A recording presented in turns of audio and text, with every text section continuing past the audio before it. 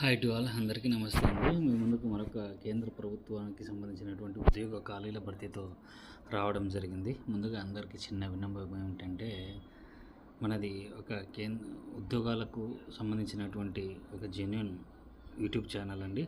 ఎటువంటి సుత్తి లేకుండా సూటిగా అతి తక్కువ సమయం మాత్రమే, ఎక్కువ టైం తీసుకోకుండా అతి చిన్న వీడియో మాత్రమే చేయడం జరుగుతుంది. కుదిరితే చివరి వరకు చూసే ప్రయత్నం చేయండి. లైక్ చేయండి, షేర్ చేయండి, కామెంట్ చేయండి. ఇది వచ్చేసి మనకు national centre for polar and ocean research అనమాట. ఇది గోవాలో ఉంటుంది. Ministry of earth sciences, government of India అండి. ఇవి కూడా కేంద్ర ప్రభుత్వ ఉద్యోగాలు అనమాట. వీళ్ళకి వచ్చేసి మనకు 6, 7, 8 మేలో ఉద్యోగాల కొరకు అయితే నోటిఫికేషన్ ఇవ్వడం జరిగింది. ఓన్లీ ఇంటర్వ్యూ మాత్రమే ఉంటుందండి. అది ఢిల్లీలో ఉంటుంది. Ministry of earth science Prithvi Bhavan IMD campus, Lodhi road, New Delhi అనమాట. సో మనం ఖాళీలు చూసుకుంటే కినా ఇక్కడ చూసుకుందాం మనమండి. మొత్తం ఖాళీ వెహికల్ మనకు 6వ తేదీ ఇంటర్వ్యూలో 1 నుంచి సీరియల్ నెంబర్ 1 నుంచి 5 వరకు, అంటే ఇక్కడ మనం మాట్లాడుకోబోయే ఉద్యోగాలకు 6వ తేదీ ఇంటర్వ్యూ ఉంటుందండి. రిపోర్టింగ్ అండ్ డాక్యుమెంట్ వెరిఫికేషన్ వచ్చేసి 9 నుంచి 11 గంటలకు. వెహికల్ మెకానిక్ అనమాట. 4 పోస్టులు ఉన్నాయి. దీనికి కావాల్సిన అర్హత ఎక్కడ ఏంటి అనేది ఇక్కడ ఉందన్నమాట. అంటే మనకు ఎక్స్పీరియన్స్ ఏ విధంగా రిలవెంట్ ఫీల్డ్లో ఉండాలి. జనరేటర్ మెకానిక్ ఆపరేటర్ జిఎంఓ ఒక పోస్ట్ అనమాట. ఇక్కడ చూసుకుంటే operation maintenance and repair of large diesel generators 62 kV above. తర్వాత స్టేషన్ ఎలక్ట్రీషియన్ ఒక పోస్ట్ ఉందన్నమాట. Operation maintenance and repair of power distribution systems and electrical switch gears circuits. Vehicle electrician అనమాట. 3 పోస్టులు ఉన్నాయి. Same operation maintenance and repair of electric system of heavy motor vehicles, preferable snow vehicles, trucks, dozers, cranes ఈ విధంగా. అదేవిధంగా operator ఎక్స్కవేటింగ్ machine, డోజర్స్ కానీ excavators కానీ ఒక post ఖాళీగా ఉంటుంది. ఈ డోజర్స్ అండ్ ఎక్స్కవేటర్స్లో రిపేర్ చేసిన అనుభవం అయితే ఉండాలి. మనం పోస్టులు 6 నుంచి 10వ పోస్ట్ వరకు చూసుకుంటే వీళ్ళకి వచ్చేసి 7 మే 2025 ఇంటర్వ్యూ ఉంటుంది. ఢిల్లీలో మాత్రమే. ఇక్కడ చూసుకుంటే క్రేన్ ఆపరేటర్ 2 పోస్టులు ఉన్నాయి. So operation and maintenance and repair of hydraulic cranes. Welder 3 పోస్టులు ఉన్నాయి. Spot welding, gas welding, ARC welding, gas cutting and brazing. Boiler operator, mechanic, plumber, fitter అనమాట. Operation maintenance of boilers with experience in plumbing అడుగుతున్నారు. అదేవిధంగా carpenter 3 పోస్టులు. Repair, restoring and installation of structural work. Voyage support assistant assisting in maintenance of machinery, scientific equipment, cargo movement and supervision అనమాట ఒక post. అదేవిధంగా మనకు serial number 11 నుంచి 17 వరకు 8/2025లో interview ఢిల్లీలో ఉంటుంది. మేల్ నర్స్ వచ్చేసి 3 పోస్టులు ఉన్నాయి. Handling medical emergency and trauma, disaster nursing, orthopedic and rehabilitation nursing, handling operations, theatre equipment. ఈ క్వాలిఫికేషన్స్ వీటిల్లో ఎక్స్పీరియన్స్ ఉండాలి. సైంటిఫిక్ అసిస్టెంట్ అనమాట 2 పోస్టులు. Operation and maintenance of scientific laboratory and equipment. Radio wireless operator 3 పోస్టులు ఉన్నాయన్నమాట. Operation and maintenance of radio communication experience ఉన్న వాళ్ళే. అదేవిధంగా మనం సీరియల్ నెంబర్ 14 నుంచి 15 తీసుకుంటే వీళ్ళకి 9 మే 2025లో జరుగుతుంది. ఇన్వెంటరీ అండ్ స్టోర్స్ అసిస్టెంట్ 2 పోస్టులు ఉన్నాయన్నమాట. Categorization of material, inventory management process, stock audit and receipt of stock in stores and warehouse. పేరులోనే ఉంది ఇన్వెంటరీ అండ్ స్టోర్ అసిస్టెంట్. జనరల్గా ఇవన్నీ కూడా బ్యాంకుల్లో కానీ, పోస్టల్లో కానీ, కేంద్ర ప్రభుత్వ సంస్థల్లో కానీ ఇటువంటి టర్మ్సే వాడతారనమాట. అంటే ఒక స్టాక్ రూము, స్టోర్ రూము అనుకోండి సింపుల్గా చెప్పాలంటే. అంటే ప్రతిదీ కూడా మెయింటెనెన్స్ చేయడము, లెక్కపత్రం, జమాపత్రం రాసుకోవడము అటువంటిది అనమాట. చెఫ్, కుక్ 5 పోస్టులు ఉన్నాయండి. culinary skills in Indian, basic Oriental and basic Continental cruise for a group of 80 packs on daily basis. Buffet and are according to the menu. Culinary skills, culinary అంటే ఇదే అండి, వంట వండే స్కిల్స్ అనమాట. Hotel మేనేజ్మెంట్లో మనకి చేసిన వాళ్ళు ఉంటారు కదా, కనీసం అంటే 80 మందికి చేసే సామర్థ్యం ఉండాలని అయితే చెప్తా ఉన్నారనమాట. మనం కూడా క్వాలిఫికేషన్స్ చూసుకుంటే మనకు qualification and experience serial number 1 నుంచి 5, అదేవిధంగా 7 నుంచి 9 వరకు కూడా for ex service men, X paramilitary, X police forces personnel, trade work as per the service records with minimum 4 years experience in respective trades అని అయితే చెప్తా ఉన్నారనమాట. వీళ్ళకు ఒకవేళ సివిలియన్స్ అనుకుంటే కన్నా మనకు అంటే ఇది సర్వీస్ మెన్లో అప్లై చేస్తారు, మనం కూడా అప్లై చేస్తాం కాబట్టి సివిలియన్స్ మనం అవుతాం కాబట్టి మనకి ఏమి ఉండాలంటే ITI certificate minimum 1 year course in relevant trade with 4 years relevant experience. ITI certificate ఉండాలి, ఒక 4 సంవత్సరాల ఎక్స్పీరియన్స్ అయితే ఉండాలి. ఒకవేళ diploma in engineering relevant field with 3 years working experience in relevant field. ఒకవేళ మనం డిప్లొమా ఇంజనీరింగ్ చేసి ఉంటే కన్నా దానికి సంబంధించిన ఫీల్డ్లో ఏది ఇచ్చాడు కదా వెహికల్ ఇంజనీరింగ్ ఇటువంటివి కూడా వాటికి ఉండాలి. సీరియల్ నెంబర్ 6కి వచ్చేసి CRO ex service man, ex paramilitary, police force పర్సనల్కి అయితే ట్రేడ్ వర్క్ సంబంధించిన ట్రేడ్ వర్క్. మన సివిలియన్స్కి అయితే heavy motor vehicle licence and operating hydraulic cranes preferable by capacity of more than 20 metric tons with minimum 5 years experience అయితే అడుగుతున్నారనమాట సివిలియన్స్కి. వాళ్ళకి సంబంధించిన వాళ్ళకి ట్రేడ్ వర్క్ ఆల్రెడీ చేసి ఉంటారు కాబట్టి వాళ్ళకి సరిపోతుంది. సీరియల్ నెంబర్ 10 తీసుకుంటే మనకు సివిలియన్కి తీసుకుంటే మనకి ఏమవుతుంది, ఐటీఐ సర్టిఫికేట్ ఉండాలి, మినిమం 1 ఇయర్ కోర్స్ ఉండాలి ఐటీఐలో చూసుకోండి. తర్వాత రిలవెంట్ ఎక్స్పీరియన్స్ ఉండాలన్నమాట మనకు VM, ST, GMO, WDS, CRO. ఒకవేళ లేదంటే diploma in engineering in relevant field with 3 years వరకే ఎక్స్పీరియన్స్ అయితే ఉండాలని చెప్తా ఉన్నారు. మనకు సీరియల్ నెంబర్ 11 పోస్ట్కి తీసుకుంటే మనకు diploma in general nursing with 3 years experience in relevant field diploma, లేదా మనకు బీఎస్సీ నర్సింగ్ ఉన్న సరిపోతుంది. Bachelor of science in nursing approved by the Indian nursing సరిపోతుంది. పోస్ట్ మెట్రిక్ నర్సింగ్ కావచ్చు, ఏదైనా సరే బీఎస్సీ నర్సింగ్ ఇవన్నీ కూడా ఈ 11వ పోస్ట్కి అయితే ఎలిజిబుల్ అవుతుంది. అదేవిధంగా సీరియల్ నెంబర్ 12 అనమాట. ఇది చూసుకుంటే మనకు diploma in engineering with 3 years experience ఉండాలి, లేదంటే bachelor degree in physics sciences instrumentation with 2 years experience అడుగుతున్నారు. ల్యాబొరేటరీ ఎక్విప్మెంట్కి సంబంధించినది కాబట్టి ఎవరికైతే ల్యాబొరేటరీ అటెండెంట్ అట్లా project assistant, technical scientific assistant చేశారో వాళ్ళకైతే ప్రిఫరెన్స్ అయితే ఇస్తారు. సీరియల్ నెంబర్ 13 తీసుకుంటే మనకు సివిలియన్కి అయితే 12th పాస్ అయితే ఉండాలి. జనరల్ ఆపరేటర్ సర్టిఫికేట్ జీవోసి బాయిలర్ దానికి కాబట్టి మనకు 10th స్టాండర్డ్ అయిన తర్వాత మనకు ఈ సర్టిఫికేట్ ఉంటే సరిపోతుంది. అదేవిధంగా global maintenance, disaster and safety system GMDSS with 4 years working experience in radio communication, wireless communication దానిలో మనకి ఎక్స్పీరియన్స్ అయితే ఉండాలి. అదేవిధంగా diploma in engineering with 3 years working experience in radio communication, HF, VHF devices.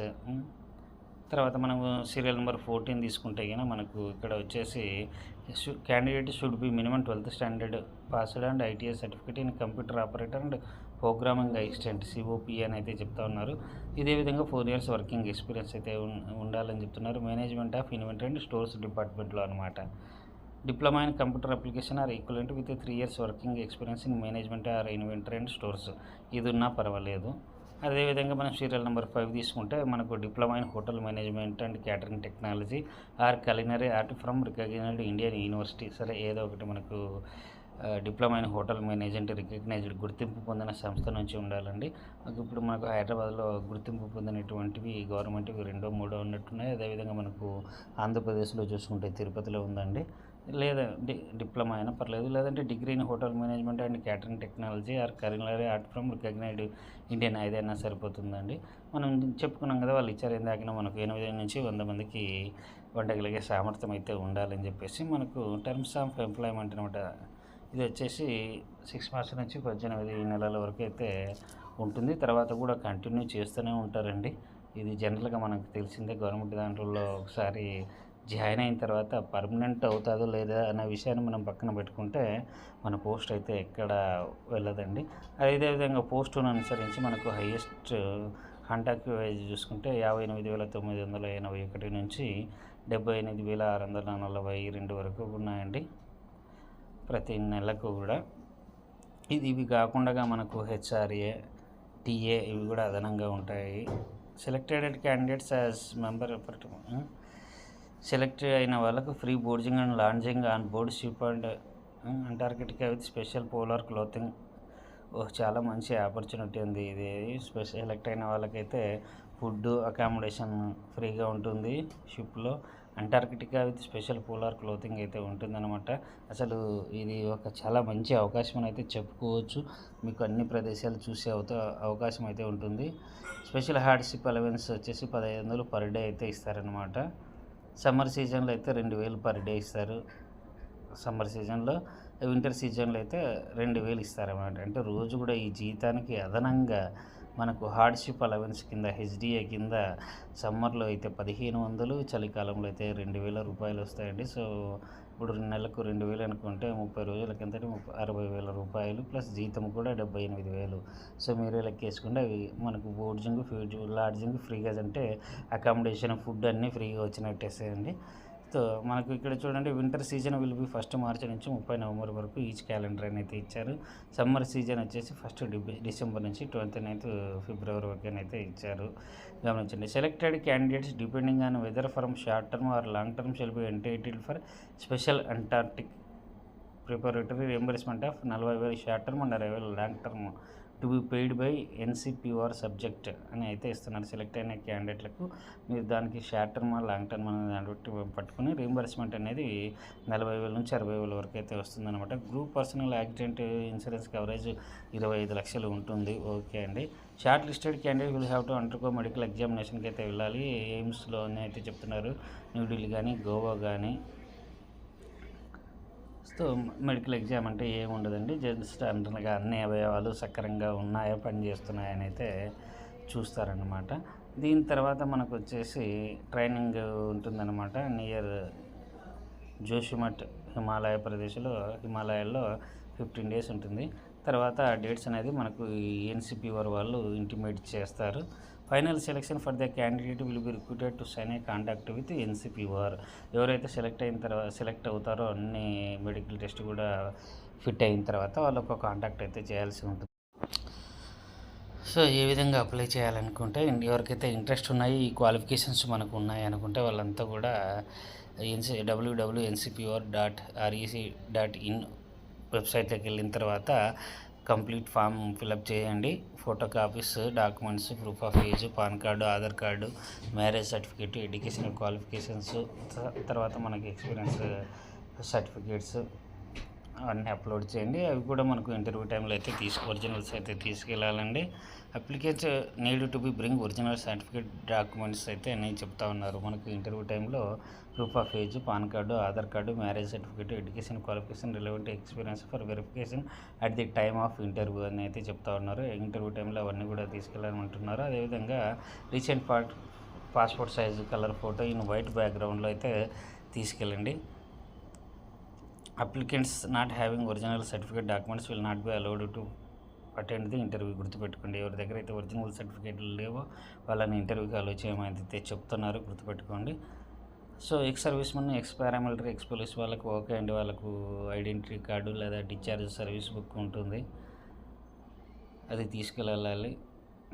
దీని తర్వాత టీఏడి అయితే ఇవ్వరండి ఇంటర్వ్యూకి వెళ్ళే వాళ్ళకి. Experience in the respective trade shall be considered after completion of education, technical qualification and internship if any degree, diploma, certificate course. Experience అనేది మనం relevant ఫీల్డ్లో చదువు పూర్తి చేసుకున్న తర్వాత ఎక్కడైతే పని చేసామో దాన్ని మాత్రమే ఎక్స్పీరియన్స్గా పరిగణిస్తారు. గుర్తించండి.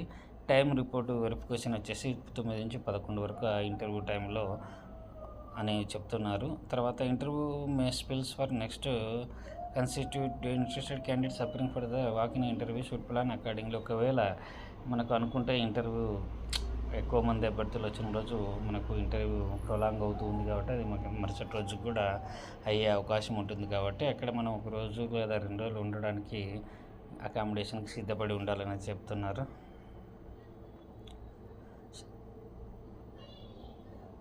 ఎవరైతే కరెంట్లీ ఏదైనా ఆర్గనైజేషన్లో పనిచేస్తుంటే ఎన్ఓసి అయితే తీసుకోవాల్సిందండి ఖచ్చితంగా. సో, ఇంట్రెస్ట్ ఉన్న వాళ్ళు అయితే అప్లై చేసుకోండి. టీఏడి అయితే ఇవ్వరు. తర్వాత సర్టిఫికేట్లో మనకు ఎటువంటి తేడాలు లేకుండా చూసుకోండి. తప్పుడు సర్టిఫికేట్స్ ప్రొడ్యూస్ చేయొద్దండి. అదేవిధంగా ఒరిజినల్ సర్టిఫికేట్స్ ఇంటర్వ్యూ టైంలో అయితే ప్రొడ్యూస్ చేయాలని అయితే చెప్తా ఉన్నారు.